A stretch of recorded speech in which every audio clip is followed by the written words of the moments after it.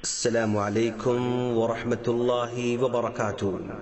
سامعین، آج کی اس مجلس میں ہم آپ کے سامنے 10ویں پارے کا مختصر الفاظ میں خلاصہ پیش کرنے جا رہے ہیں۔ اس پارے میں بھی 2 حصے ہیں۔ پہلے حصے میں سورہ انفال کا بقیہ حصہ بیان کیا گیا ہے اور دوسرے حصے میں سورہ توبہ کا ابتدائی حصہ بیان کیا گیا ہے۔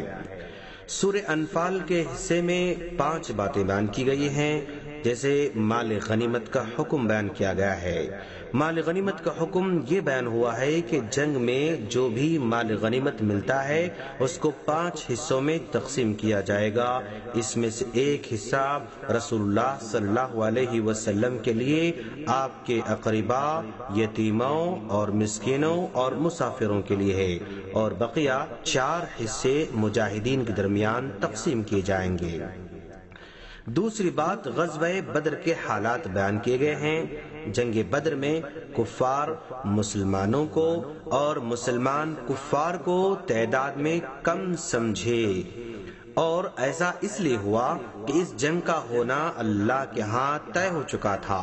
مسلمانوں کو کم اس لیے بتائے گئے تاکہ ان کی ہمت بنی رہے، اور کفار کو مسلمان کم اس لیے بتائے گئے کہ یہ کفار میدان چھوڑ کر بھاگ نہ جائیں، کیونکہ ان تمام کو ہلاک کرنے کا فیصلہ ہو چکا تھا۔ شیطان مشرکین کے سامنے ان کے اعمال کو خوبصورت بنا کر کے پیش کرتا رہا۔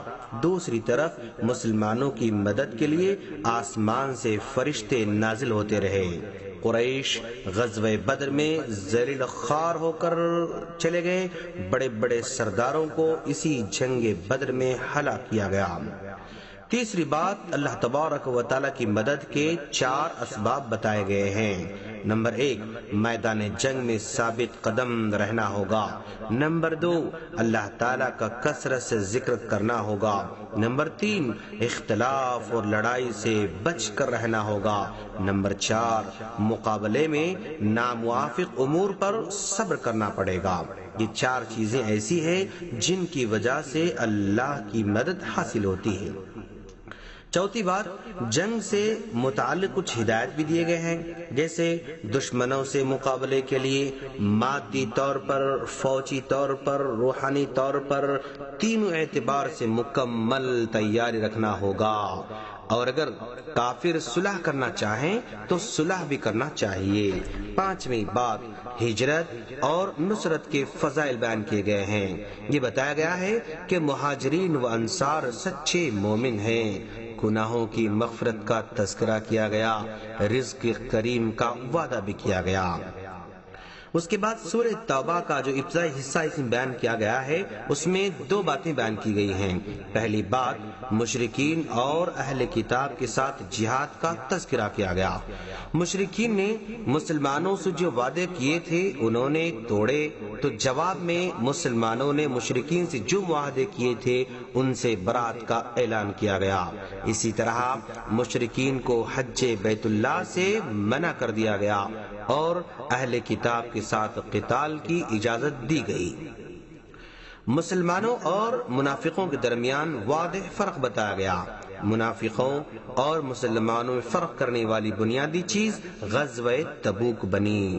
رومیوں کے ساتھ مقابلہ، جو وقت کے سپر پاور تھے اور شدید گرمی اور فقر و فاقے کے موقع پر پھل پکے ہوئے تھے، مسلمان سوائے چند کے سب چلے گئے، جبکہ منافقین نے بہانہ بنانا شروع کر دیا۔ اس طرح منافقین کی شناخت ہو گئی۔ پارے کے آخر تک منافقین کی برائی بیان کی گئی ہے، یہاں تک کہ فرمایا، اے پیغمبر، آپ ان کے لیے 70 مرتبہ استغفار کریں تو بھی اللہ تعالیٰ ان کی مغفرت نہیں کرے گا، اور اگر ان میں کسی کا انتقال ہو جائے تو آپ اس کی نماز جنازہ بھی نہ پڑھیے گا۔ پھر ان مسلمانوں کا بھی ذکر ہے جو کسی عذر کی وجہ سے اس غزوے میں شریک نہ ہو سکے۔ اس طرح 10واں پارہ مکمل ہو جاتا ہے۔ ہم اللہ سے دعا کرتے ہیں کہ باری تعالیٰ تو ہم تمام کو قرآن مجید کو سمجھ کر عمل کرنے کی توفیق عطا فرما۔ آمین۔ السلام علیکم ورحمۃ اللہ وبرکاتہ۔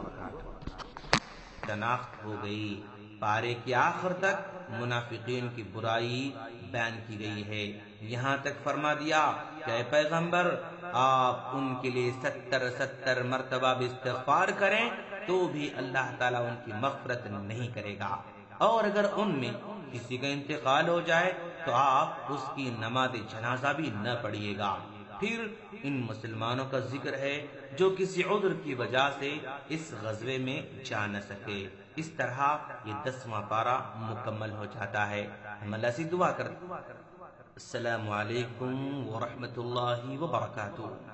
سامعین، عام طور پر ایک سوال یہ کیا جاتا ہے کہ زکوٰۃ دینے سے پہلے سامنے والے کو بتانا ضروری ہے کہ زکوٰۃ کا مال ہے یا بولے بنا بھی دیا جا سکتا ہے؟ اس سلسلے میں علماء کرام کا یہ موقف ہے کہ جب کوئی آدمی کسی مستحق کو زکوٰۃ دے اور وہ مستحق ایسا ہو جو زکوٰۃ کا مال رد کر دیتا ہو اور قبول نہ کرتا ہو تو ایسے مستحق کو بتانا ضروری ہے کہ یہ زکوٰۃ کا مال ہے، تاکہ وہ اعلی وجہ البصیرہ اسے رد کرے یا قبول کرے۔ اور اگر وہ آدمی جس کو زکوٰۃ دی جا رہی ہو وہ زکوٰۃ لے لیتا ہو، اس کو کسی قسم کا اعتراض نہ ہو تو پھر اس کو بتانے کی ضرورت نہیں ہے، بلکہ بہتر یہ ہے کہ اسے نہ بتایا جائے، کیونکہ اس میں ایک طرح سے احسان کا پہلو بھی پایا جاتا ہے۔ اور اللہ تعالیٰ فرماتا ہے یا ایھا الذین آمنوا لا تبطلوا صدقاتکم بالمن والاذی، سورہ بقرہ آیت نمبر 264، جس میں فرماتا ہے اے مومنو، اپنے صدقات و خیرات کو احسان جتا کر ایذا رسانی کے ذریعے برباد نہ کرو۔